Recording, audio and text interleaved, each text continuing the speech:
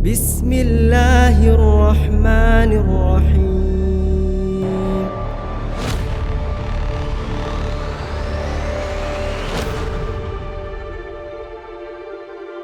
Bismillahirrahmanirrahim. Alhamdulillah, salatu wassalamu ala Rasulillah wa ala alihi wa sahbihi wala. Kita tahu bahwasanya hijrah adalah amalan yang agung ya. Dalilnya terlalu banyak tentang agungnya hijrah. Maka pertama yang saya wasiatkan kepada teman-teman yang hijrah, pertama dia hijrahnya harus karena Allah Subhanahu wa taala. Jadi karena ada sebagian orang yang dia berhijrah mungkin karena terbawa oleh komunitas atau mungkin enggak enak sama orang, akhirnya dia meninggalkan misalnya riba bukan karena Allah tapi karena teman-temannya semua sudah meninggalkan, akhirnya dia ikut meninggalkan, atau dia takut cercaan orang akhirnya dia meninggalkan misalnya, maka itu berarti hijrahnya bukan karena Allah.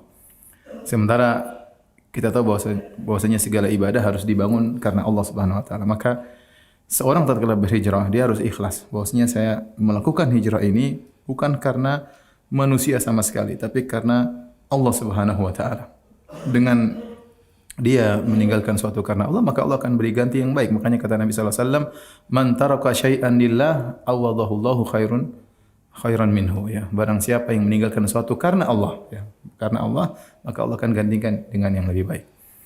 Kemudian yang kedua, jika seorang baru berhijrah, maka tidak diragukan bahwasanya syaitan akan berusaha menarik dia kembali karena dia baru saja meninggalkan kemaksiatan, baru saja meninggalkan lingkungan syaitan. Syaitan tentunya tidak ridho bahwasanya ada salah satu didikannya yang lepas. Dia akan berusaha menarik kembali semaksimal mungkin agar bisa kembali lagi. Ya, maka seorang yang hijrah dia sadar bahwasanya setelah dia meninggalkan komunitasnya atau maksiatnya, maka akan datang banyak godaan-godaan dan syaitan akan bersikeras berusaha untuk menggodanya dari depan, dari belakang, dari samping, dari kiri untuk bisa mengembalikan dia kepada masa lalunya. Maka dia harus benar-benar minta pertolongan kepada Allah Subhanahu wa taala, berdoa kepada Allah Subhanahu wa taala agar dikasih istiqamah ya. Dan di antara doa yang terbaik yaitu berdoa kepada Allah Subhanahu wa taala, ya muqallibal qulub tsabbit qalbi ala dinik ya. Ya muqallibal qulub tsabbit qalbi ala dinik, artinya wahai zat yang bolak-balik hati manusia, tegarkanlah hatiku di atas agama. Kalau Nabi sallallahu alaihi wasallam saja yang dia seorang nabi yang syariat turun kepadanya, Allah berkata, "Walaula an tsabbatnaka laqad kita tarkanu ilaihim syai'an qalila."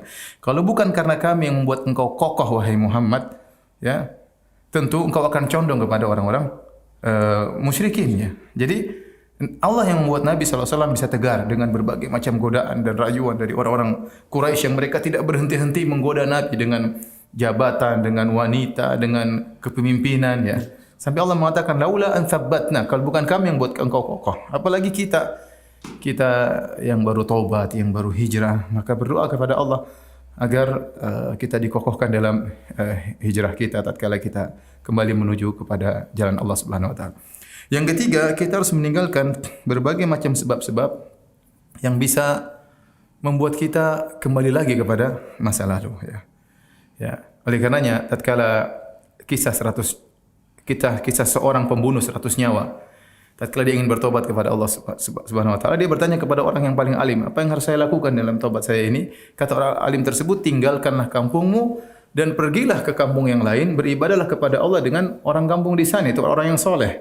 Ini isyarat bahwasanya seorang tatkala berhijrah harus jadi komunitas baru. Komunitas siapa? Komunitas orang-orang soleh. Dan ada konsekuensi, dia harus meninggalkan komunitas yang lama. Saya sering ditanya oleh orang-orang, ada kasus seperti ini, dia kembali lagi dengan komunitas yang lama, ya, ingin mungkin mendakwahi mereka atau karena enggak enak, akhirnya dia kembali lagi. Ya. Saya pernah ngisi pengajian di Melbourne, ya. Ada seorang bertanya, "Ustaz, saya ini diundang buka puasa sama kawan-kawan saya komunitas lama. Tetapi saya tahu kalau habis kita buka puasa kita minum khamar." Jadi habis buka puasa bir ya. Akhirnya saya datang Ustaz dan benar saya minum bir kembali. Subhanallah. Jadi komunitas sangat apa? Pengaruh luar biasa ya. Makanya dia dulu Nabi SAW sudah ingatkan hati-hati dengan apa? Dengan teman. Ya, hati-hati ya. Al-mar'u ala dini khalilihi. Sungguhnya seorang berdasarkan agama sahabatnya. Dan pepatah Arab mengatakan as-sahibu sahib, bahwasanya sahabat itu akan menarik. Maka konsekuensi dari hijrah harus dia lakukan dan dia harus berani mengambil keputusan. Semua teman-teman yang masa lalunya harus ditinggalkan. Ya. Dia boleh say hello saja, tidak boleh berdalam-dalam karena dia imannya tidak kuat. Nanti kalau imannya sudah kuat, sudah lama dia ngaji, dia sudah punya ilmu, dia sudah mungkin bertahun-tahun, bolehlah baru dia kemudian mendakwahi mereka. Adapun dia masih bergaul dengan mereka karena enggak enak pakai sama mereka, akhirnya ikut jalan sama mereka. Ini sangat rawan dia untuk kembali lagi. Ya. Makanya jadi saya katakan, tatkala orang pemuda 100 nyawa tadi ingin bertobat, maka dia disuruh meninggalkan komunitas lamanya menuju komunitas yang baru. Dan kita yakin Nabi SAW bersabda, "Antaraka syai'illah awadallahu khairan minhu." Barang siapa meninggalkan sesuatu karena Allah, Allah akan gantikan lebih baik. Kalau dia meninggalkan komunitas lamanya, pasti Allah menggantikan dengan komunitas yang lebih baik, yang lebih sayang kepada dia, teman-teman sejati yang mau menasihati dia, yang mau merangkulnya, yang penting dia tinggalkan maksiat tersebut karena Allah Subhanahu wa taala.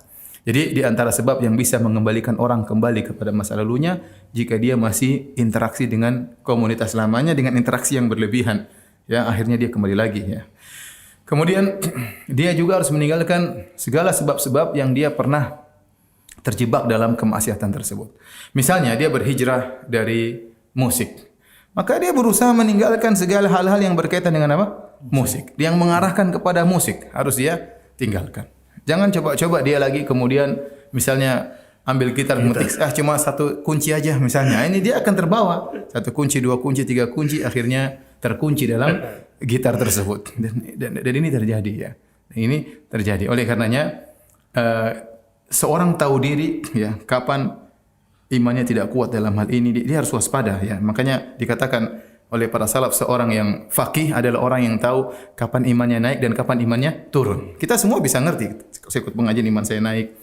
Kalau saya baca Quran iman saya naik. Oh, kalau saya ngobrol sama si fulan iman saya turun. Kalau saya nonton ini iman saya turun. Kita insya Allah punya sinyal untuk mengetahui hal tersebut.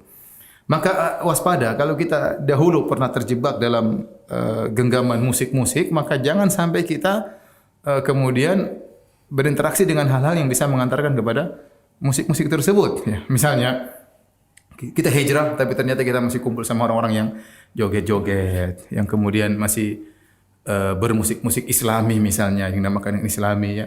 Akhirnya kita terbuai lagi.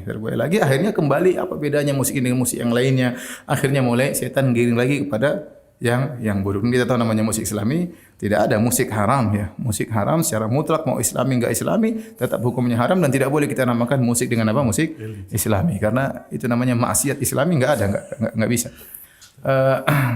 Kemudian juga misalnya seorang pernah terjerumus dalam zina ya. Maka hati-hati di zaman sekarang ini sarana yang mengantarkan kepada zina sangat banyak ya. Sangat banyak. Maka dia jauhi hal-hal yang bisa mengantarkan kepada zina, dia jaga pandangannya, hati-hati menggunakan HP, hati-hati membuka laptop dan yang lainnya ya, karena sekali dia terjebak, dia tidak bisa menahan dirinya lagi.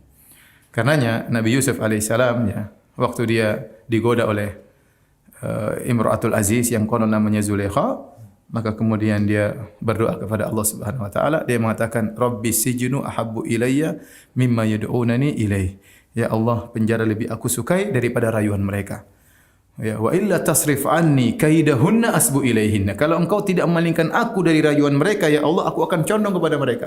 Jadi Yusuf alaihissalam tidak merasa pede, ya silakan rayu ibu-ibu, wanita-wanita, saya akan tegar. Enggak, dia enggak begitu. Dia tahu iman dia dalam hal ini tidak kuat. Ini dia seorang nabi. Dan dia mengaku di hadapan Allah Subhanahu wa taala mengatakan kalau engkau tidak palingkan aku akan condong kepada wanita tersebut. Apakah Yusuf bohong dalam ucapannya? Dia benar. Artinya Yusuf alaihissalam tahu untuk masalah ini dia harus menjauh. Ya. Makanya setan tahu kita ini lemah di mana. Ada orang yang digoda dengan wanita langsung KO. Ada orang digoda dengan wanita dia bisa bertahan. Ada orang digoda dengan wanita dia tidak tergoda tapi digoda dengan jabatan dia mudah terbawa. Ya. Dan macam-macam. Ada digoda dengan harta yang haram dia mudah terbawa. Oleh karenanya segala hal yang bisa mengantarkan kita kepada masa lalu yang buruk maka hendaknya kita jauhi. Di antara cerita yang menjadikan yang saya dengar ya tatkala ada seorang wanita yang konsultasi kepada saya, dia punya suami yang masya Allah sudah istiqomah, bahkan mereka sudah nikah lama, bahkan sudah punya anak 3. Akhir-akhir ini suaminya kembali lagi kepada masa lalunya ya. dengan medsos dan yang lainnya, masuk ke dunia internet, ketemu lagi dengan tegur sapa dengan kawan-kawan lamanya, akhirnya homo lagi. Padahal dia sudah meninggalkan homoseksual sudah lama dan menikah dan hidup normal. Tapi subhanallah, tatkala dia berinteraksi dengan komunitasnya, ya entah mungkin awal niatnya apa, akhirnya dia terbawa lagi dan dia mengakui perbuatannya. Dan ini musibah ya. Apa namanya, Allah, kita terbawa kembali kepada kesesatan setelah Allah berikan hidayah kepada kita. Saya rasa itu di antara hal yang harus kita perhatikan, atau teman-teman yang baru berhijrah diperhatikan. Dan hijrah itu penuh tantangan. Seorang kalau sudah berusaha berhijrah, toh dia ternyata iblis berhasil mengembalikan dia kembali, jangan putus asa, bertobat. Kemudian maju lagi. Kemudian maju lagi. Cari teman-teman, ya jangan lupa ikut pengajian selalu, karena itulah yang bisa membentengi seorang dari rayuan-rayuan syaitan untuk kembali lagi. Allah Ta'ala alam.